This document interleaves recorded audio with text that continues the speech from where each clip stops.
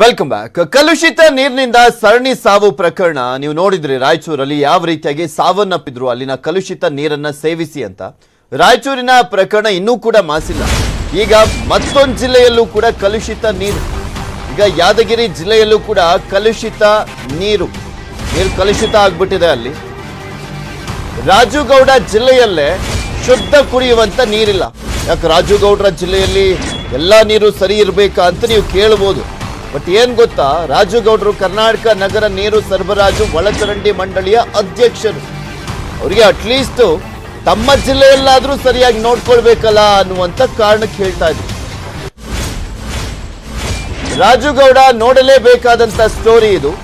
ಯಾಕಂದ್ರೆ ಆ ಒಂದು ನಿಗಮದ ಅಧ್ಯಕ್ಷರಾಗಿದ್ದಾರೆ ಅವರು. ಭೀಮಾ ನದಿಗೆ ಕಲುಷಿತ ನೀರು ಸೇರ್ಪಡೆ, ಚರಂಡಿ ನೀರು ಡೈರೆಕ್ಟ್ ಭೀಮಾ ನದಿಗೆ ಸೇರ್ಪಡೆ ಆಗ್ತಾ ಇರುವಂತದ್ದು, ಸೇರ್ಕೊಳ್ತಾ ಇದೆ ಯಾದಗಿರಿ ನಗರದ. ಇವರಿಗೆ ಚಿಕ್ಕ ಮಕ್ಕಳಿದ್ರು ಕೂಡ ಮನೆಯಿಂದನೇ ತಿಂಗಳಿಗೆ 50,000 ಸಂಪಾದನೆ ಮಾಡ್ತಾರೆ. ಮನೆಯಿಂದನೇ ಕ್ಯಾಂಡಲ್ ಮೇಕಿಂಗ್ ಬಿಸ್ನೆಸ್ ಮಾಡಿ. ನೀವು ಕಲಿಬೇಕಾ, ನೀವು ಮಾಡ್ಬೇಕಾ, ಮತ್ತೆ ಆಗ್ತಡ ಫ್ರೀಡಮ್ ಆಪ್ ಅನ್ನ ಈಗಲೇ ಡೌನ್ಲೋಡ್ ಮಾಡಿ. ಚರಂಡಿ ನೀರೆಲ್ಲ ನದಿಗೆ ಹೋಗಿ ಸೇರ್ಕೊಳ್ತಾ ಇದೆ. ಸೊ ಹೀಗಾಗಿ ಕುಡಿಯುವಂತ ನೀರು ಕಲುಷಿತ ಆಗ್ತಾ ಇದೆ. ನಗರಸಭೆ ಕಚೇರಿ ಹಿಂಭಾಗದಿಂದ ನದಿಗೆ ಡೈರೆಕ್ಟ್ ನೀರು ಹೋಗ್ತಾ ಇದೆ. ಡಾನ್ ಬಾಸ್ಕೋ ಶಾಲೆ ಹಿಂದಿನಿಂದ ಹರಿತಾ ಇರುವಂತದ್ದು ಚರಂಡಿ ನೀರು. ನದಿ ನೀರು ಶುದ್ಧೀಕರಣ ಮಾಡದೆ ನಗರದ ಜನರಿಗೆ ಪೂರೈಕೆಯನ್ನ ಮಾಡಲಾಗ್ತಾ ಇದೆ. ನಿಮಗೆ ತೋರಿಸ್ತಾ ಇದೀವಿ ಕೊಳಚೆ ನೀರು ಯಾವ ರೀತಿಯಾಗಿ ಮಿಕ್ಸ್ ಆಗ್ತಾ ಇದೆ ಅನ್ನುವಂಥದ್ದನ್ನ ಗಮನಿಸಬಹುದು. ಇಷ್ಟೆಲ್ಲ ಆದರೂ ಕೂಡ ಕ್ರಮವನ್ನ ಕೈಗೊಳ್ಬೇಕಾದಂಥವ್ರು ಮಾತ್ರ ಕ್ರಮವನ್ನ ಕೈಗೊಳ್ತಾ ಇಲ್ಲ. ಬೇಜವಾಬ್ದಾರಿ, ನಿರ್ಲಕ್ಷ್ಯ. ಯಾವಾಗ ಎಚ್ಚೆತ್ಕೊಳ್ತಾರೆ ಅಂದ್ರೆ ನಮ್ಮ ಅಧಿಕಾರಿಗಳು, ಒಂದ್ ಸಾವಾಗಬೇಕು, ಒಂದ್ ಸಾವಾಗವರೆಗೂ ಕೂಡ ಆ ಕಡೆ ಸುಳಿಯೋದು ಇಲ್ಲ. ಸತ್ತಾದ ನಂತರ ಉಗಿತೀವಲ್ಲ ಕ್ಯಾಕರಿಸಿ, ಅದಾದ್ಮೇಲೆ ಬರ್ತಾರೆ ಏನೋ ಮಾಡಬೇಕು. ಓಕೆ, ಈಗ ಮಾಧ್ಯಮದಲ್ಲಿ ಬರ್ತಾ ಇದೆ ಅಲ್ವಾ, ಈ ಕ್ಷಣಕ್ಕೆ ಸ್ವಲ್ಪ ಬಿಲ್ಡಪ್ ತಗೊಳ್ಳೋಣ ಅಂತ ಸ್ವಲ್ಪ ಓಡಾಡ್ತಾರೆ ಒಂದು 2-3 ದಿನ. ಅದಕ್ಕೂ ಮುಂಚೆನೆ ಎಚ್ಚೆತ್ಕೊಂಡ್ರೆ, ಅದಕ್ಕೆ ತೋರಿಸ್ತಾ ಇದೀವಿ ಮುಂಚೆನೆ ಈ ರೀತಿಯಾದಂಥ ಘಟನೆಗಳು ರಾಯಚೂರಲ್ಲಿ ಆಗಿದ್ದಂಥ ಘಟನೆಗಳು ಇಲ್ಲಿ ಮತ್ತೆ ಮರುಕಳಿಸಬಾರ್ದು ಅನ್ನುವ ನಿಟ್ಟಿನಲ್ಲಿ ಮುಂಚೆನೆ ಆ ಒಂದು ಸುದ್ದಿಯನ್ನ ಬ್ರೇಕ್ ಮಾಡಿ ತೋರಿಸ್ತಾ ಇದೀವಿ ನಿಮಗೆ.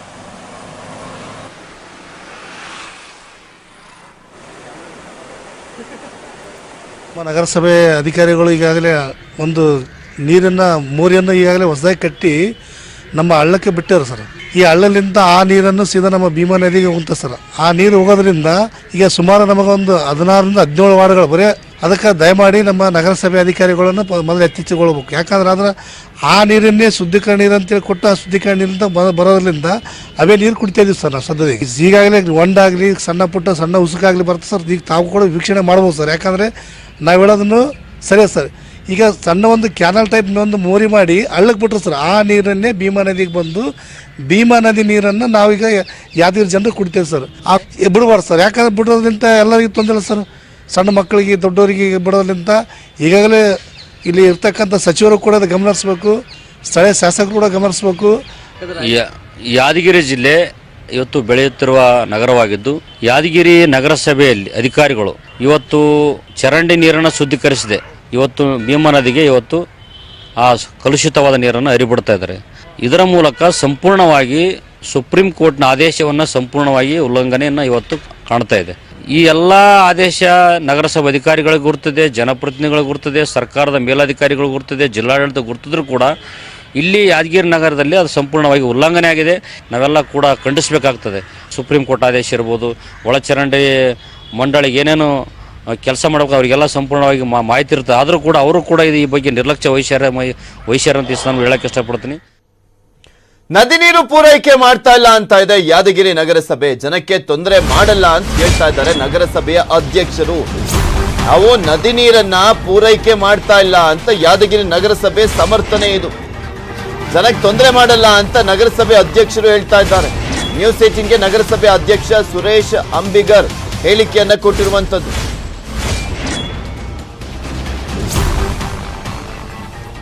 ಈಗಾಗಲೇ ಯುಸಿಡಿನ ನಾವು 15 ಹಣಕಾಸಿನಲ್ಲಿ ಯಾವುದು 20-21 ಸಾಲಿನಲ್ಲಿ 15 ಹಣಕಾಸಿನಲ್ಲಿ 80 ಲಕ್ಷನ ಅದಕ್ಕೆ ಒಳಚರಂಡಿಗಾಗಿ ಮೀಸಲಿಟ್ಟಿದ್ದು. ತದನಂತರ SPP ಅಂದರೆ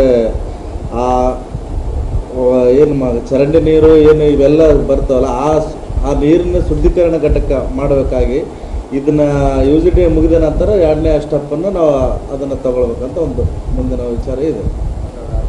ಅರ್ಬನ್ ವಾಟರ್ ಸಪ್ಲೈ ಅವರಿಗೆ ನಾವು ಈಗ 80 ಲಕ್ಷನ ಅದಕ್ಕೆ ಮೀಸಲಿಟ್ಟಿದ್ರು DPR ಪ್ರಕಾರ.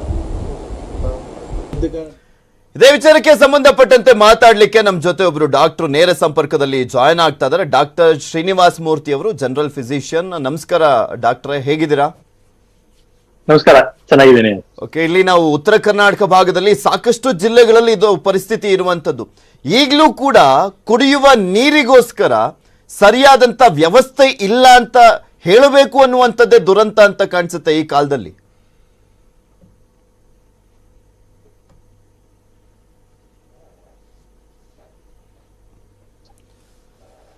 ಸರ್, ನನ್ನ ಧ್ವನಿ ಕೇಳಿಸ್ತಾ ಇದೆಯಾ ಶ್ರೀನಿವಾಸ ಮೂರ್ತಿ ಅವರೇ? ಕೇಳಿಸ್ತಾ ಇದೆ.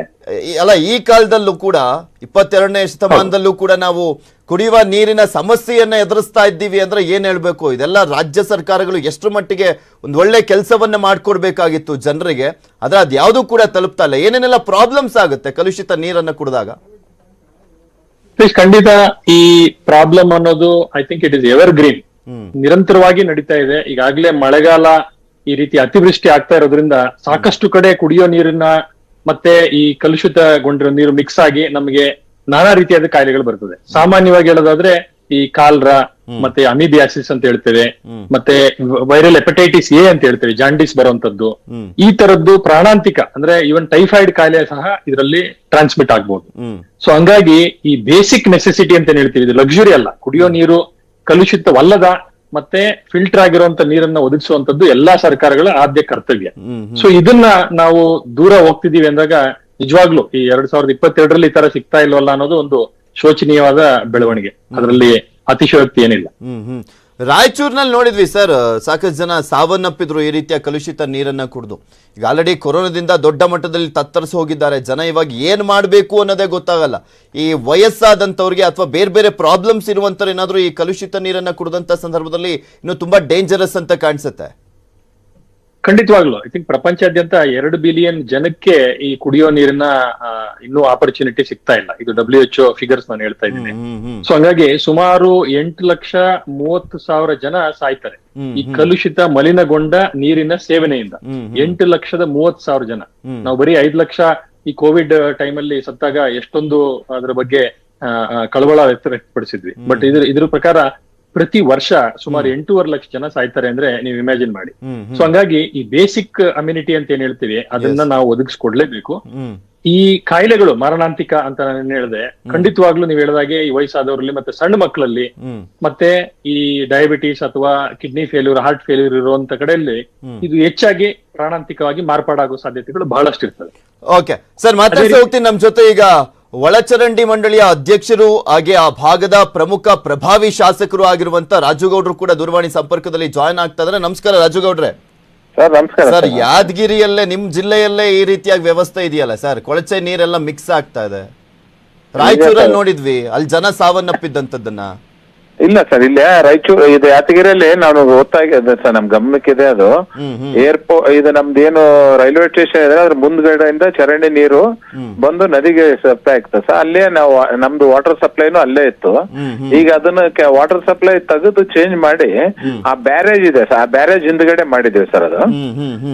ಅದನ್ನ ಈಗ ವಾಟರ್ ಸಪ್ಲೈನ ಅಲ್ಲಿಂದ ನಮ್ ನೀರು ವಾಟರ್ ಸಪ್ಲೈ ಚೇಂಜ್ ಮಾಡಿ ಆ ಭೀಮಾ ಬ್ಯಾರೇಜ್ ಇದೆ ಸರ್, ಆ ಬ್ಯಾರೇಜ್ ಇಂದ ಈಗ ಆಲ್ರೆಡಿ ಟೆಂಡರ್ ಕರೆದು ಮಿಕ್ಸ್ ಆಗಿರೋದನ್ನ ನೋಡ್ತಾ ಇದ್ವಿ ಸರ್. ಅಲ್ಲಿ ಯಾವ ಸರ್ ಮಿಕ್ಸ್ ಆಗಿರೋದನ್ನ ನೋಡ್ತಾ ಇದ್ವಿ. ಯಾವ್ದು ಸ್ಕೂಲಿಂದ ಒಳಚರಂಡಿ ನೀರೆಲ್ಲ ಹೋಗ್ತಾ ಇತ್ತು ಆ ನೀರ್ ಪೂರೈಕೆ ಆಗುವಂತ ಘಟಕಕ್ಕೆ.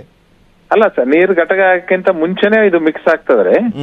ಅದು ಗಮನಕ್ಕೆ ಬಂದ ಮೇಲೆನೆ ಅದನ್ನ ಚೇಂಜ್ ಮಾಡಿಸಿ ಇದು ಮಾಡಿದ್ರು. ಮತ್ತೆ ಇನ್ನೊಂದ್ ಏನಂದ್ರೆ NGT ಅವರು ಅಂದ್ರೆ ನ್ಯಾಷನಲ್ ಕ್ರಿಮಿನಲ್ ಕೋರ್ಟ್ ಅವರು ನಮ್ಗೆ NGT ಎಲ್ಲೆಲ್ಲಿ ಈ ತರ ಅವ ಅದನ್ನ ಎಲ್ಲ ನೀರು ಶುದ್ಧೀಕರಣ ಮಾಡಿ ಕೊಡು ಅಂತ ಹೇಳಿದಾರ. ಅವೆಲ್ಲ ಆಲ್ಮೋಸ್ಟ್ ಆಗಿದಾವ. ಬಟ್ ಆ NGT ಯಾದಗಿರಿ ಸೇರಿದ್ದಿಲ್ಲ ರೀ.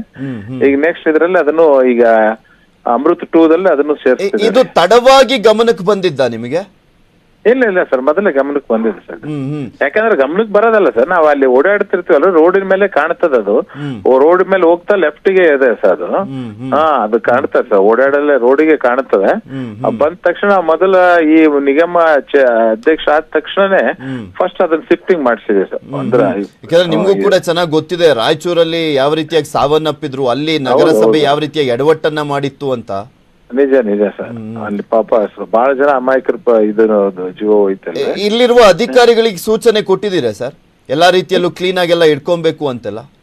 ಎಲ್ಲ ಕ್ಲೀನ್. ಇದು ನಮ್ದು ಪ್ರಾಬ್ಲಮ್ ಏನ್ ಬರ್ತದ ಸರ್, ಈಗ ನಮ್ ಬೋರ್ಡ್ ಇಂದ ನಾವ್ ಏನ್ ಕೆಲಸ ಮಾಡಿದ್ಮೇಲೆ ಅಲ್ಲಿ ನಗರಸಭೆ ಪುರಸಭೆ ಯಾವ ಇರುತ್ತೋ ಅವ್ರಿಗೆ ಹ್ಯಾಂಡ್ ಓವರ್ ಮಾಡ್ತೀವ್ರಿ. ಹ್ಯಾಂಡ್ ಓವರ್ ಮಾಡಿದ್ಮೇಲೆ ಮೇಂಟೆನೆನ್ಸ್ ಮಾಡ್ಲಿಕ್ಕಂದ್ರೆ ಪ್ರಾಬ್ಲಮ್ ಆಗ್ತದೆ ಸರ್ ಅದು. ಅದಕ್ಕೆ ಇದು ಮೊನ್ನೆ ರಾಯಚೂರು ಘಟನೆ ಆದ್ಮೇಲೆ ಎಲ್ಲಾ ಕಡೆ ಸ್ಟ್ರಿಕ್ಟ್ಲಿ ನಮ್ದು ಹ್ಯಾಂಡ್ ಓವರ್ ಇರ್ಲಿಲ್ಲ ಅಂದ್ರೂ ಎಲ್ಲಾ ಕಡೆ ಹೋಗಿ ಗಮನ ಹರಿಸ್ಬೇಕು, ಯಾಕಂದ್ರೆ ಸಾರ್ವಜನಿಕ ತೊಂದರೆ ಆಗ್ಬಾರ್ದು ಅಂತ ಹೇಳಿ. ಅಲ್ಲ, ಯಾಕೆಂದ್ರೆ ಯಾವಾಗ್ಲೂ ಜನರ ಮನ್ಸಲ್ಲಿ ಏನಿರುತ್ತೆ ಅಂದ್ರೆ ಒಂದ್ ಸಾವಾಗೋವರೆಗೂ ಅಧಿಕಾರಿಗಳು ರಾಜಕಾರಣಿಗಳು ಎಂಟ್ರಿ ಕೊಡಲ್ಲ, ಸಾವಾದ್ಮೇಲೆ ಸ್ವಲ್ಪ ಕಣ್ಣೀರು ಒರೆಸೋ ನಿಟ್ಟಿನಲ್ಲಿ ಒಂದ್ 2-3 ದಿನ ಓಡಾಡ್ತಾರೆ ಅಂತ. ಅದಕ್ಕೋಸ್ಕರನೇ ಅದಕ್ಕೂ ಮುಂಚೆನೆ ತೋರಿಸ್ತಾ ಇದೀವಿ ಈ ಸುದ್ದಿನ.